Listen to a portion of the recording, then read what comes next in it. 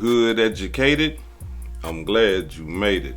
Allow me to unfold my knowledge, wisdom, and understanding from a hood brother's point of view to all of you here, there, and everywhere. Now check me out. Now this right here is a big win for Lil Durk. I'm talking about a major win for Lil Durk in the federal courts. And a lot of you might be saying, hey, hood educated, what do you mean? Like, he's still locked up. The boy ain't been turned loose yet. He's still facing murder for hire charges. Look, I understand all that. And y'all are absolutely right, because he ain't loose. He ain't free. He's still locked up. So you're like, how is that a major win? He still got to go to trial. Well, allow me to elaborate, right? Now, Durk's lawyers had filed a motion to get rid of the RICO charge. They filed a motion to get rid of the second murder for hire charge, right? And they won that. The judge agreed with Lil Durk's attorney. So now, what that means for Lil Durk is this right here. Being that the RICO is off,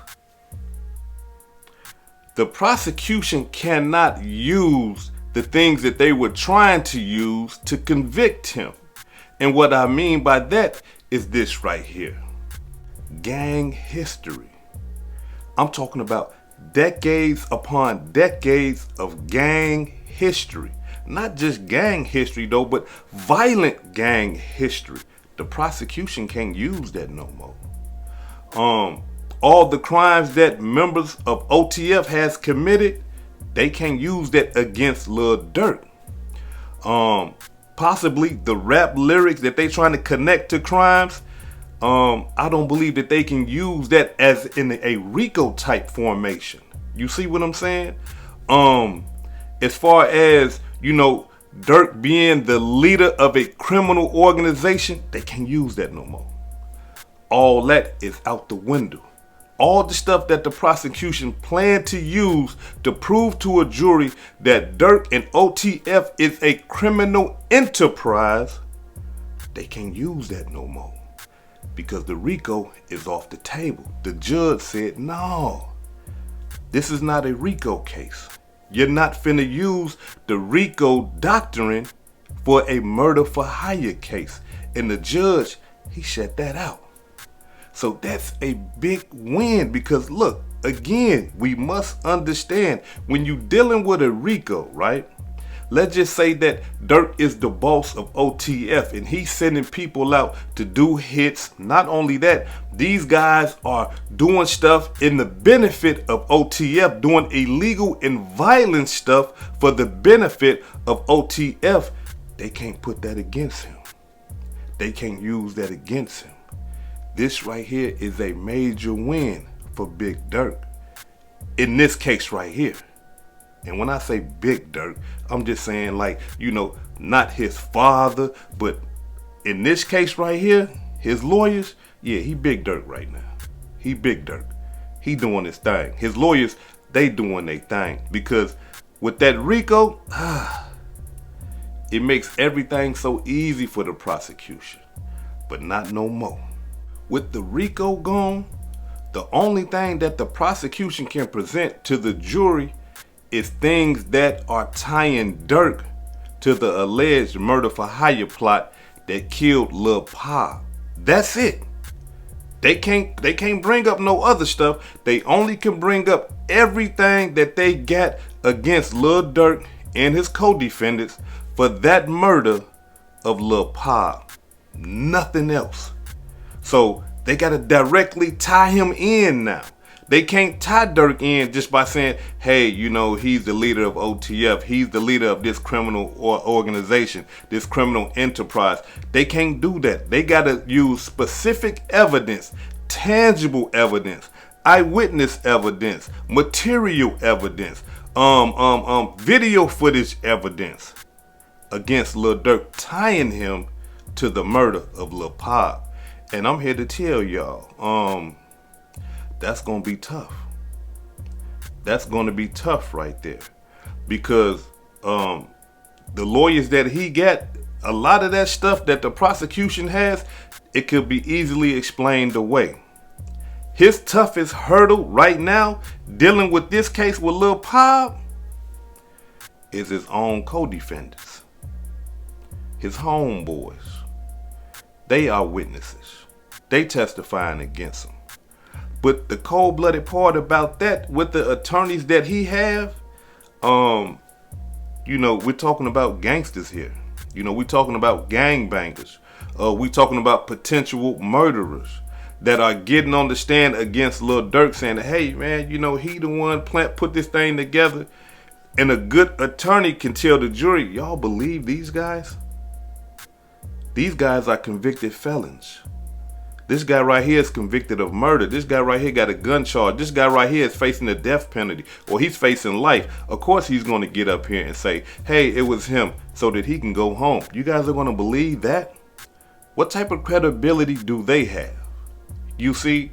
So with this case here, Durk got a little life in him. Look, I'm not going to lie. I'm not going to play no games with it. I got to be 100. Y'all know how I am. He got a little love in this demonstration here. And not only that, though, it gets deeper, though. Because now the defense attorney, they smell blood. Durk's defense attorneys, oh man, they smelling blood right now. They done got a victory in the federal court against the prosecution. They smelling blood. So now his defense attorneys, they focusing 100% of all their energy on this murder for hire trial. And they got a good shot at it. Because all that RICO stuff, that's what the prosecution was banking on. And they don't have that no more. Now, all that is fine and dandy. But there is bad news. And like I always tell y'all, look, the feds don't play fair. The criminal judicial system don't play fair, period, right? You would have to get into that system to understand what I'm talking about. I'm glad that there's millions upon millions of you who has never experienced the criminal judicial system, and y'all should keep it that way because it's crooked, right? Especially when it comes to people that look like me.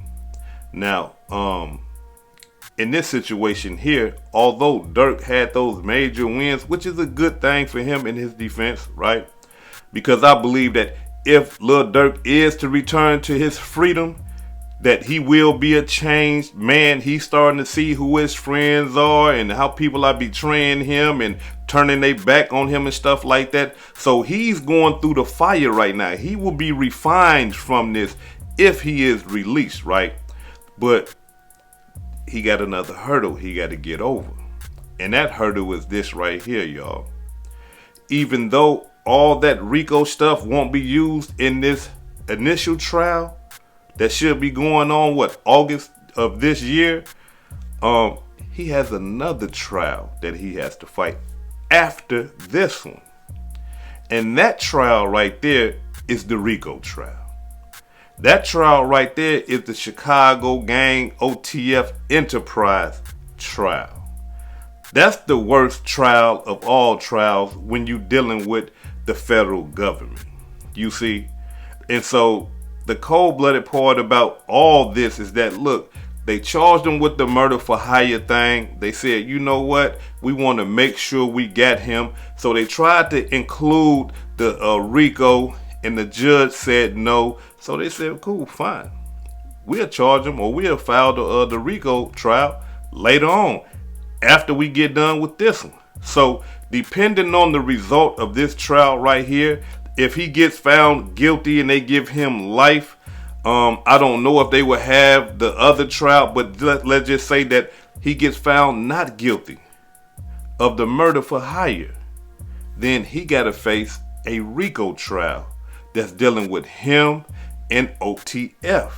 And in that trial, they can use the decades upon decades of criminal history of OTF, 300, Lil Durk, and all his associates.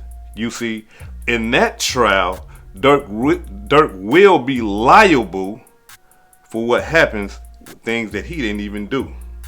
he would be liable for the stuff that his henchmen, stuff that his lieutenants, sergeants, and things like that, people that are under him, he will be responsible for every criminal activity that they have committed upon decades and decades.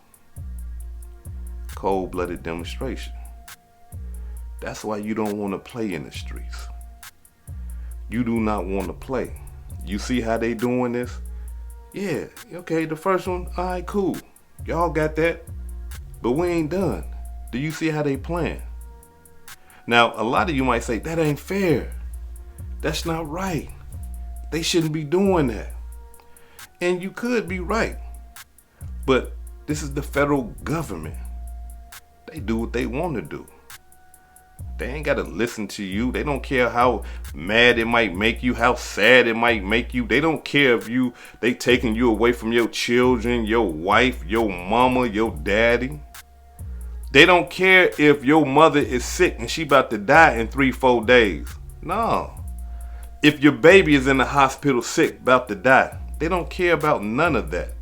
They don't care about your son got beat up at school or some people bullying your son and you need to be there to give him the courage to fight or to be brave. They don't care about none of that. Oh, wait a minute. Your son is going to a championship for basketball, football, baseball. No, you're not going to be there. You're going to be sitting in this federal cell. You're not going nowhere. You see, they don't care about none of that. All they care about is proving their case and locking your ass up. Look, if you don't believe me, all you got to do is go to your local neighborhood and talk to some of the brothers that done been to the federal penitentiary. If not, talk to them, talk to some of the brothers that went to the state penitentiary. And they will tell you, hey, look, man, if I can change everything, I wouldn't have committed those crimes that I committed. You see? You got some fools out there, though, that's real knee deep into that life and don't care about their life. They'll tell you, nah, it was worth it. I got to stand on business. Those is fools. Don't you listen to them. Those is fools.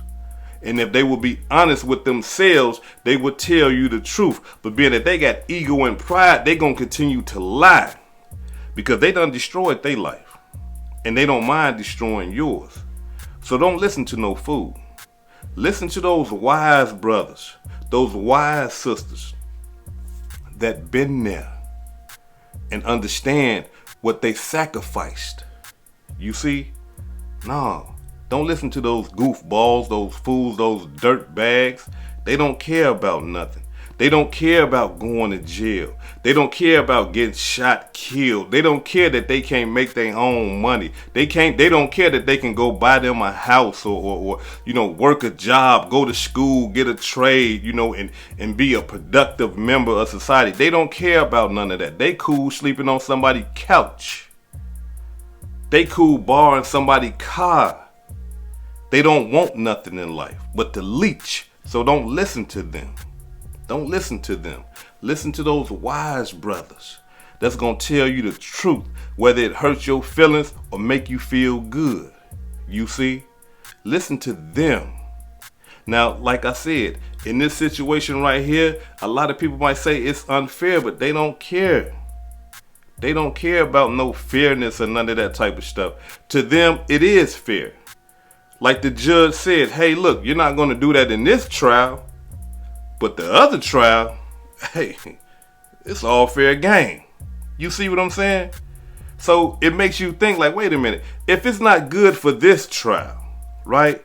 How is it good for another trial? You see, a whole separate trial. And in that separate trial, they're going to be able to bring up the murder of Stephon Mack. They're going to be able to bring up, the guys that took the deals for Stephon Mack. They're going to be able to bring up the testimony. They don't even have to bring them into court. You see what I'm saying? They can just look at they plea bargain and say, hey, the guys that took a plea for that case said that he was the one that helped them to commit the murder. You see, they can do that. And you don't want to be a part of none of that. Because if you do, you got to understand something. This is what comes with it. Choosing that street life, Yeah, it looked like loyalty, money, fast cars, beautiful women, It looks good, right? That's how we get caught up in it. I got caught up in it. And a multitude of people get caught up in it because of the appearance, right? It looks pleasing to the eye. But I'm talking about rotten to the core. Because one thing you got to understand, when you choose that street life, what you are doing is you are putting yourself and your life and your loved ones, you putting all that at risk. You putting all that at risk to be sitting in somebody else's courtroom who can control your life. Yeah, you don't have no more control no more. You might think you got control, but no. It's the judge and the prosecutor. They controlling things now. They telling people, hey, look, we think he should get 100 years in the penitentiary. You see? You like, wait a minute, hold on, man. No. We want him to get this much time in jail away from everything. You see? And then when they put that felony on your forehead, when you get out, you still in prison. Because now people are looking at you like you got some type of disease or something. When you want to go get an apartment. Hey, yeah, how you doing, Mr. Hood Educated? Yeah, we gotta do a background check on you, see if you can get this apartment or not. Damn. They don't look at you the same after they look at that background check. At first, you come in there, you looking like brand new money. They like, hey, yeah, hell yeah, you can live here. We're gonna do a background check. Damn. No, you're not gonna be living around here. No, you violent. You done shot a couple people. You done killed somebody. You done robbed something. No, you can't live around here. What if you get mad again and want to kill something? And kill somebody in the apartment building. Kill somebody in the neighborhood. No, hell no. You see, they don't even want your money. Your background. Your pedigree. All that. I done changed my life and all that. No, go get some rental history. Go let somebody else take a chance on you and then come back over here. We got to see if you can live. Your criminal history, we know that. You need some positive history. You see? But if you don't choose that lifestyle and you don't get caught up in that way of life, you ain't got to go through none of that. You see what I'm saying? Because it's one thing to be this here. And it's another thing to be this here. And you got a criminal background, a violent criminal background, dealing with drugs, shooting, robbing, stealing, and killing. Who wants to be around that? Being 100. Who want somebody to be living, next door to them that got all that in their background? You see, what type of person, what type of business want a person like that to be working for them? You see, you got to be honest with yourself. So when you thinking about living that street life, think about the whole thing. Think about what comes with it. You see, ain't no 401ks or none of that. When you get old from putting in all that work and your back and your hips and shit going out, ain't no homies pulling up say, hey, thank you, brother, for all the killing, the robbing and stealing that you done did in the community. We got a package for you, brother. You ain't got to worry about nothing. We got that brand new Cadillac sitting out there for you. Yeah. All expense paid trips for you. We got that for you. You understand? Your medical care, you ain't got to worry about coming out your pocket because we got you on the medical side. Gangsters don't come and do that. All that hard work, tears, getting shot, beat up, stomped, depression, stress, anxiety, all that is for nothing. You don't want to be that way. You don't want to be that person. You want to be the one to break that cycle. Because you got to understand, living in that cycle, if you don't break it, it'll break you. This is Hood Educated, not lame related. Peace and love, and y'all take care of yourself out there. If I said anything that caused you to think, hit that like button and subscribe to the channel if you're not subscribed already. And if you're feeling generous, please make a small donation to the channel. Peace and love.